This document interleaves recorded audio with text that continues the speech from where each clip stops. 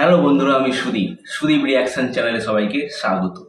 আজকে দারুণ একটা বিষয় নিয়ে কথা বলবো। তার আগে বলে রাখি, আমার চ্যানেলে যারা নতুন আছেন চ্যানেলটি সাবস্ক্রাইব করে আমার পাশে থাকুন।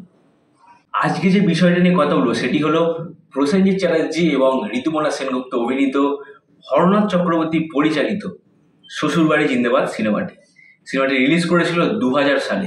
হ্যাঁ, আজ থেকে প্রায় 25 বছর আগে সিনেমাটি রিলিজ করেছিল।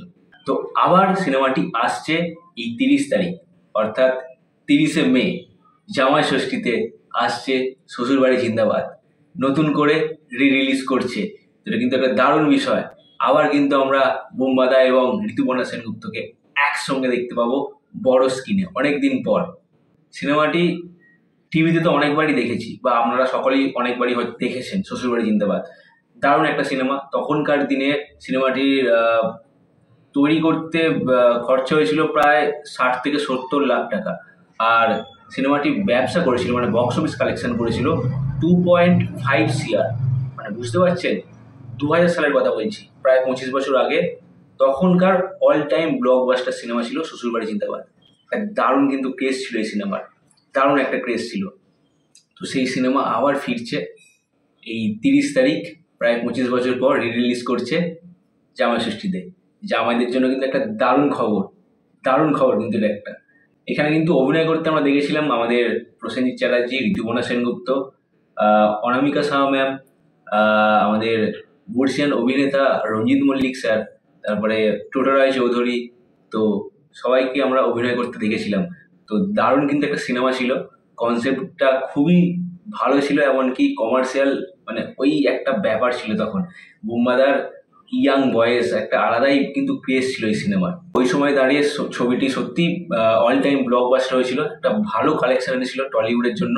তো আবার দেখা যাক সিনেমাটা কত কি কালেকশন করতে পারে। রিলিজ তো করছে, এটা কিন্তু বুম্বাদার ফ্যান এবং ঋতুপর্ণা সেনগুপ্তর ফ্যানেদের জন্য কিন্তু একটা দারুণ খবর এটা, যে শ্বশুরবাড়ি জিন্দাবাদ তখনকার সময় অল টাইম ব্লকবাস্টার সিনেমা আবার রিলিজ করছে এই 30 তারিখ। দারুণ কিন্তু একটা বিষয়, তাই না?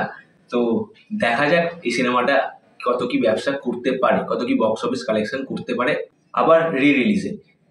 এই সিনেমার গানগুলো তো মানে কি বলে, সুপার ডুপার হিট। যেসব গানগুলো আছে, যেরকম চোখ তুলে দেখো না কে এসেছে, তারপরে সোনা সোনা খামে মরা, এরকম যেসব গানগুলো আছে, তো দারুণ কিন্তু এই সিনেমার গান আছে। তো গানগুলো কিন্তু সত্যি সুপার হিট গান। আর সিনেমাটাও তো সুপার ডুপার হিট একটা সিনেমা, একটা ব্লকবাস্টার সিনেমা। তো রঞ্জিত মল্লিক স্যার তো আছেন, ওনার তো অভিনয় নিয়ে কোনো কথা হয় না। তারপরে হ্যাঁ, আরেকজন আছেন সুভাশিস মুখার্জি কিন্তু এই সিনেমাতে আছেন।